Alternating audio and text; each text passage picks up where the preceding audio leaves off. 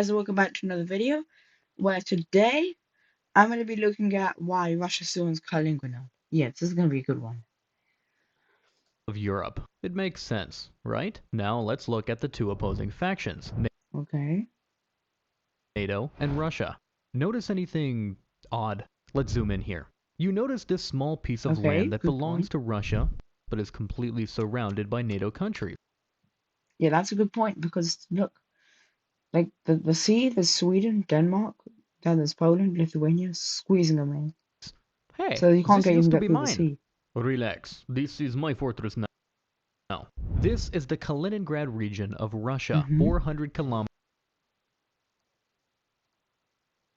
from the mainland. It's completely surrounded by enemy countries, and it's one of the hottest points in Europe. But Yeah, like I said, it's all around. It's gonna be it's gonna be kind of annoying for Russia to get in there. To be honest with you, like. I mean, Russia's strong, but yeah. how did we get here? Let's wind back a few centuries. It's the 18th century, Okay. 18th and this century. city is called Königsberg, and it's the center of the recently powerful country of Prussia. Okay. So it wasn't Russian, it wasn't German. Famous German people were born here, like the philosopher Immanuel Kant, or the Uh-huh. first Prussian king, Frederick I. Wait, So that means it's technically Prussian over Russian. I mean, that's technically German, but still. are you telling me that one day of my greatest enemies Russia will control my beloved city? Yeah, they were enemies. Königsberg was later part of the German Empire, and after World War I, it was still part of Germany, though disconnected from the mainland. Actually, Yeah, the reason it was disconnected is because the people from Poland, so Poland had like a certain area of land, and that area wasn't part of it. So they just took back the land they had, not any extra land. one of the reasons Germany invaded Poland was that it wanted a land connection with the city. Yeah, this is like the whole Danzig corridor kind of thing. Yeah, this is a thing. As we all know, Germany invaded Russia, Yeah. and it went badly for them as 4 years later, Soviets were laying siege to Königsberg. Yeah. You should never underestimate Russia when you invade. Never underestimate the USSR. After the war, the Allies decided that this part will no longer belong to Germany. And that's a good choice. So What are we going to do with Königsberg? Should we give it good to point. Poland? I think I should get the city and the surrounding areas. The Allies couldn't oppose the Soviet demand, so the area known Yeah. as East Prussia was split between Poland and the USSR, and the city of Königsberg was to be a part of the Russian Soviet Republic in the USSR. The main reason Russia Hmm. wanted this city was not to punish Germany, although that is partially true, That's but it funny. was rather to gain access to an ice-free port. You see, the one thing you may not know about Russia is that it gets very cold in the winter, and the main Good ports point. as Arkhangelsk and St. Petersburg freeze during the winter, so The reason is that because like it's further north, it's towards the Nordic area. That's why. And towards Finland, so it would freeze over that time. So it's good that they have a port that's ice free. Because the other ports, like the Black Sea and that little area between Iran and Russia, is kind of useless because one between Iran and Russia doesn't have any opening points, so you can't get any ships in or out of there. It's just like some weird circle. And then the Black Sea is very annoying because it's like mostly, yeah, it's just between Russia, Ukraine, and Turkey, and Romania and Bulgaria. So really, it's like pretty annoying for them because they have to pass through, and that can ice over sometimes too, because it gets cold over there near the mountains. trading becomes impossible. Good Having an point. ice-free port in the middle of the Baltic strengthens Russia's geopolitical position in the sea. But wait, Yeah, this is land not connected to Russia, you may say. Isn't managing it difficult when it's not connected to the mainland? good point. Why It's the didn't problem with USSR colonies. give it to Poland or Lithuania, a Soviet republic at the time, who were way closer to Königsberg? Well, in our world, country borders are not decided by ethnicity, historical justice, or general logic. Good They're point. decided by who conquered it. And in our Hmm. case, the Russians laid a 3-month bloody siege of the city, so it's in their right to control it. Good Another point. reason why was that the Russians didn't trust neither Poland or Lithuania enough to give Because they're them such a enemies, big strategic city. sort of. This city was historically German, so Lithuania and Poland did not have a historical leverage of owning it. This, combined by the icy ports Yeah. problem, made the Soviets incorporate the land into the Russian SFR. The city was renamed to Kaliningrad. This was one of the most devastated cities So, after the cause war, and reasons. the destroyed German architecture wasn't repaired, but rather replaced by Soviet-style buildings. The reason is so that, well, like they would do that because they don't like the Germans. They hate each other basically, and yeah, also because they don't want German people to feel like Germany's good. They want to be the Soviet Union kind of stuff. Also because maybe it wasn't up to date enough. Next, the Soviets had to think about what to do with all the Germans living there. The answer was Same. easy, but brutal: mass deportation. Yep. Kaliningrad had around 130,000 Germans living there before the war, and by 1950 it was less than 5,000. This population was That's because replaced they by kick 'em out primarily Russians, but also and Ukrainians spaceman and Belarusians. and shooting. Everything in the city was replaced, so if you visited Königsberg 10 years before, you wouldn't even recognize it. This made Good it a point. truly Russian city, and it stayed like that. It wasn't a problem though, since Lithuania and Latvia were part of the Soviet Union, and therefore Good it point. wasn't an There. exclave. But for the next 45 years, Yeah. Kaliningrad became a ghost on the map and designated it as a closed city. It was so Closed. secretive that even regular Soviet citizens couldn't visit their relatives there without a special government permit. It was a massive military base.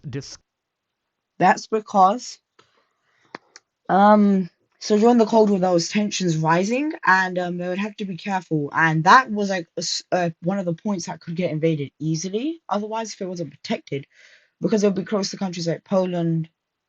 Well, actually, if I'm thinking correctly, yeah, it'd be close to Poland. So when the troops advance from the German land, like the normal German land, from the east all the way into Poland, and then they'd go up so they could control more control over the Baltics. That's why. Disguised as a city. This secrecy is exactly why the Soviets didn't care Yeah, about the old German architecture. They viewed the ruins of Königsberg not as historical landmarks, but as enemy heritage that had to be they buried did under it with gray, everyone. functional Soviet concrete. Speaking of things buried under the concrete, there is a golden mystery that still haunts treasure hunters today. Before the war, Königsberg was home to the legendary Amber Room, known as the Eighth Wonder of the World. It was a magnificent chamber made That does look entirely of good. amber panels, gold leaf, and precious stones. The Nazis looted it from a palace near St. Petersburg and Of brought it course they here did. in 1941. But when the Soviets finally broke into the city in 1945, the Amber Room had vanished. Did the Germans Hmm. hide it in a secret bunker? Was it loaded onto a ship that sank? Or was it accidentally destroyed by the heavy Soviet artillery? To this day, people are still searching the basements and tunnels of Kaliningrad, hoping to find a treasure worth over $500 million. That's a lot of But money. here's the crazy part: Russia actually tried to give Kaliningrad away. In the 1950s, Hang on. I have a theory. What if secretly the amber room, all of the amber was gotten into a ship and transported, but it wasn't shot down or anything. No, it was probably in Sweden maybe. Think about it. Sweden was neutral. They had trade routes with Germany and with the others like Switzerland, and they weren't landlocked, so they could have easily gotten the stuff from Germany. Germany could have gotten a bit of money from it. Think about it. And then that's would have been melted down to make architecture or weapons or a statue or something. Makes a lot more sense when you think about it like that. That could be the answer. That could be the answer. Soviet leader Nikita Khrushchev offered the territory to Lithuania. Hey, Lithuania, you right next door. Why don't you take Kaliningrad as gift? It's a good point. Let me see. How many people live there? Oh, about 600,000. Almost all of them are Russian. Oh, no, no, thank you. My population is mostly Lithuanian right now. If I take Kaliningrad, suddenly 1/3 of my country will be Russian. So, is more land. No, Good it's a point. trap. If I have such a massive Russian minority, Moscow will have an excuse to interfere in my business forever to protect them. I'd rather stay small and Lithuanian than big and impossible to govern. Keep your gift, Russia. So that was when they tried to give it, and because like the minority population, so Lithuania would be one third Russian, which sounds good, but then when you think about it, it'll be impossible to like govern and stuff like they said, because well, it just wouldn't make sense because most of a country has to be the country that they're from. So in Germany, for example, most of the people have to be German. And you can have a few of the French, British, or Polish, or even Turkish people in there, as an example. And for example, for them, if they had one third being Russian, that would be annoying because the population would increase over the years. And eventually you might go over to half Russian or fully Russian even. So that's why. And also because, well, yeah, otherwise we won't be talking about it. Yeah. Lithuania refused to take the city, so it stayed as a part of Russia in the Soviet Union. After the fall of the Soviet Union, Russia still controlled it. But the difference now was that Russia was not aligned neither with Poland nor the Baltic states, and the land travel from Moscow to Kaliningrad was no longer possible. This made Kaliningrad very vulnerable in the case of a True. military invasion. So Russia started investing into its defense. But wait, didn't Germany try to get their city back? Well, no. We all know the Good thing they desire did. Germany has to conquer lands and expand its territory. But this time they weren't the same Germany from the past, It's a so good they renounced therapy. their claims to any formerly owned lands. This made the city undoubtedly Russian, and not less part of Russia than the mainland. Think of it like the USA and Alaska. This city Good today point. does not stand like a hard-earned trophy from the Second World War. It's highly militarized and one of the most dangerous places in case of war between NATO and Russia. Why? Well, let's look at the map of the factions again. Here is NATO, and here is Russia. The distance between Kaliningrad and Russia is around 400 kilometers. But It's a wait, lot. doesn't Russia have allies? Well, yes, it does. One of Russia's allies is Belarus, and as we take that into consideration, the gap becomes smaller, around 67 kilometers at its Do not spam narrowest. that in This comments. is called the Suwalki Gap, and military experts call this the most dangerous place on Earth. If a war started, Good Russia point. could attack from both Kaliningrad and Belarus at the same So you'd have time, it both, closing the like gap that. and cutting off the Baltic states from the rest of NATO in hours. Is my unsinkable aircraft carrier. If you enjoyed this history breakdown, be sure So that is why it's to dangerous. hit that subscribe button and tell me down in the comments, which weird territory should we cover next? Okay, right. Thank you guys so much for watching, and I'll see you guys next time.